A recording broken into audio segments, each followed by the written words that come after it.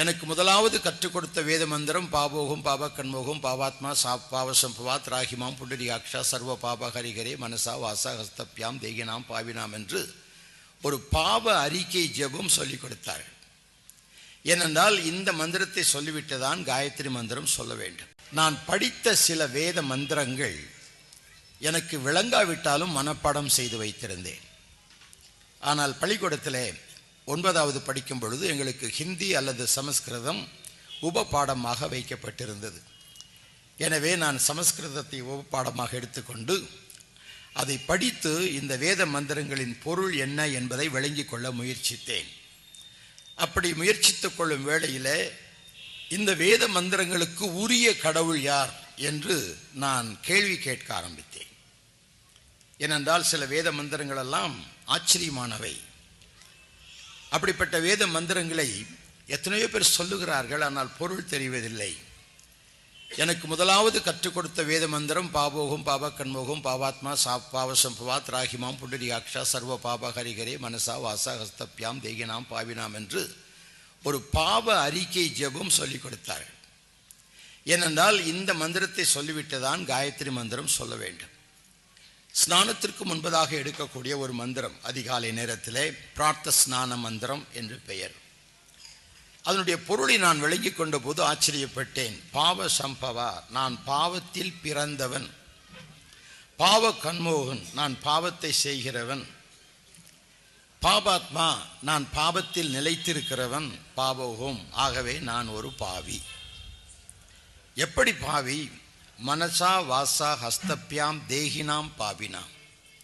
என் மனதினாலே நான் பாவம் செய்கிறேன், என் வார்த்தையினாலே பாவம் செய்கிறேன், என் பார்வையினாலே பாவம் செய்கிறேன், என் உடம்பினாலே பாவம் செய்கிறேன்.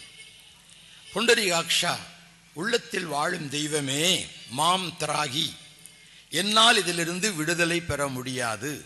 சர்வ பாப ஹரி ஹரே, இறைவனே, எல்லா பாவங்களிலிருந்தும் நீர் என்னை ரட்சிக்க வேண்டும்.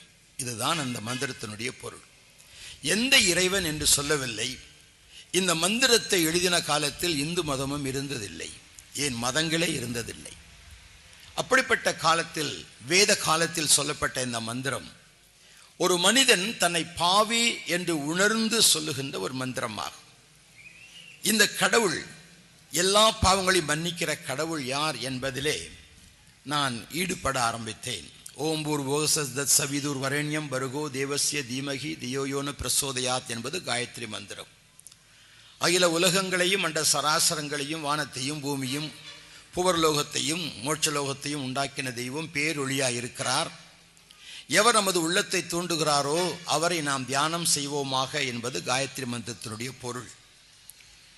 இதன் அடிப்படையிலே சொல்ல சில மந்திரங்கள். அர்ச்சனை நேரத்திலே ஓம் ஸ்ரீ பிரம்மபுத்திராய நாம்ச கன்னிசுத்தானாம்ச உமாத்தாய நாம்ச விருட்சசுலர்தாய நம ஓம் ஸ்ரீ இப்படி நமக நமக என்று சொல்லும்போது இந்த பெயரை உடைய தெய்வமே என்று அர்ச்சனை செய்வதுண்டு.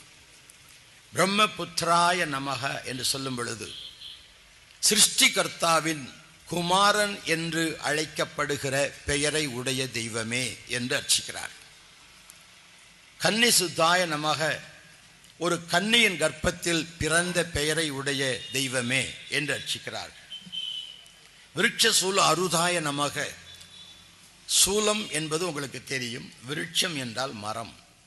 சூலம் போன்ற ஒரு மரத்தில் பலியான பெயரை உடையவரே. மிருத்யும் ஜயா நமக, மிருத் என்றால் மரணம், மரணத்தில் வெற்றி சிறந்த பெயரை உடையவரே. சிபிலிஷ்டாய நமக, தன் மாம்சத்தை உணவாக அளித்தவரே. இப்படி பல மந்திரங்களை நான் சொல்லும் பொழுது இவைகளுக்கு உரிய ஒரு தெய்வம் யார்? இந்த குணாதிசயங்கள் நான் வணங்கும் தெய்வங்களில் காணப்படவில்லையே என்ற ஒரு ஏக்கம் எனக்கு இருந்தது. நான் SSLC படிக்கும் பொழுது என்னுடைய உபப்பாடமாகிய சமஸ்கிருதத்திலே சற்று முன்னேற்றம் இருந்தது. ஆகவே லைப்ரரிகளுக்கு சென்று நான் ரிக்வேதங்களை வாங்கி படிப்பது உண்டு. குறிப்பாக 10வது மண்டலத்தில் புருஷ சூக்தம் என்ற பகுதியிலே 22 ஸ்லோகங்கள் உண்டு. முதல் 5 ஸ்லோகங்களும் உலக உற்பத்தியை குறித்து சொல்லப்பட்டிருப்பவை. பின்னால் வருகின்ற ஸ்லோகங்கள் இறைவன் உலகத்தில் பலியாக வேண்டிய காரணத்தை விளக்கும் ஸ்லோகங்கள். அப்படி சொல்லப்பட்ட ஸ்லோகங்களினுடைய தொகுப்பு பல வேதங்கள், உபனிஷத்துக்கள், ஆரண்யகங்கள், இப்படி பல காரியங்களில் பொறுக்கி எடுக்கப்பட்ட குறிப்புகளை நான் படித்தேன். அவைகளில் முக்கியமான ஒன்று, பிரஜாபதி ஆகிய கடவுள் மனித ஆத்துமாக்களின் பிராயச்சித்த பலியாக தம்மையே மனித உருவில் தோன்றி அளிப்பார் என்பது. பிரஜாபதி தேவப்பியகம் ஆத்மானம் யஜ்யம் கிருதுவா பிராயச்சித் என்பது. இந்த மந்திரத்திற்குரிய ஒரு தெய்வம் யார்? பிரஜாபதிக்கு ஏன் இந்தியாவிலே கோயில் இல்லை? ஏன் பிரஜாபதியை பற்றி இன்றைக்கு யாரும் அறிக்கை செய்கிறதில்லை, அறிவிக்கிறதில்லை? பிரஜாபதி கடவுளை மறந்துவிட்டு புதிய புதிய கடவுள்களெல்லாம் தோற்றுவித்திருக்கிறார்களே, காரணம் என்ன என்று நான் பல வேத பண்டிதர்களிடத்திலும் குருக்களிடத்திலும் கேட்டிருக்கிறேன். அவர்கள், நீ சின்ன பையன், உனக்கு இதெல்லாம் விளங்காது என்று சொல்லி மழுப்பி விடுவார்கள். அதில் நான் பார்த்த சில குறிப்புகள், நிஷ்களங்க புருஷன் பிரஜாபதி உலகத்திலே நிஷ்களங்க புருஷன், பாவம் இல்லாத பரிசுத்த மனிதனாக அவர் வர வேண்டும். குமாரி கர்ப்ப சம்பவ, ஒரு கன்னிகையின் கருவிலே அவர் பிறக்க வேண்டும். அவர் வாய் மூடி மௌனியாய் இருக்க வேண்டும். அவர் உடம்பில் இருந்து இரத்தம் வடிய வேண்டும். யதோ வைஷ புருஷ யதோ வைஷ வனஸ்பதி ததோ வைஷ புருஷா என்று சொல்வார். வனஸ்பதி மரம் வெட்டப்பட்ட போது அதனுடைய மரத்திலிருந்து ஜீவத்தண்ணீர் எப்படி பெருகிற்றோ அப்படியே பிரஜாபதி வெட்டப்படும் போது அவர் உடலில் இருந்து இரத்தம் வடியும் என்ற குறிப்பு காணப்படுகிறது. பலுசு என்ற முள்கொடி அவர் தலையில் சுற்றி வைக்கப்பட்டிருப்பதனால் பலிக்குரியவர் என்று அவர் வேறு பிடிக்கப்படுதலை அந்த வேதம் சுட்டி காட்டுகிறது. அவர் மரித்த தெய்வமாய் இல்லாமல் மீண்டும் உயிரோடு எழும்புகிறதையும் அந்த ரிக்வேத பகுதி சொல்லுகிறது. அவர் தன்னையே உலகத்திற்கு பலியாக தந்து ஜனங்களை, ஆத்மாக்களை ரட்சிப்பார் என்ற குறிப்பும் காணப்பட்டு முடிவிலே கடைசியாக நன்யபத்த அயனாய வித்யதே என்று முடிகிறது. இதுதான் வழி, இதை தவிர வேறு வழி இல்லை என்று முடிகிறது. அப்படியானால் இந்த வழியை காட்டுகின்ற ஒரு தெய்வம் யார்? நான் ஜெபிக்கும் போது அழகிய ஒரு நல்ல மந்திரத்தை சொல்லி தந்தார்கள். அசூதமா சத்கமயே, தமோசமா ஜோதிர்கமயே, மிருத்யோமா அமிர்தம் கமயே என்று.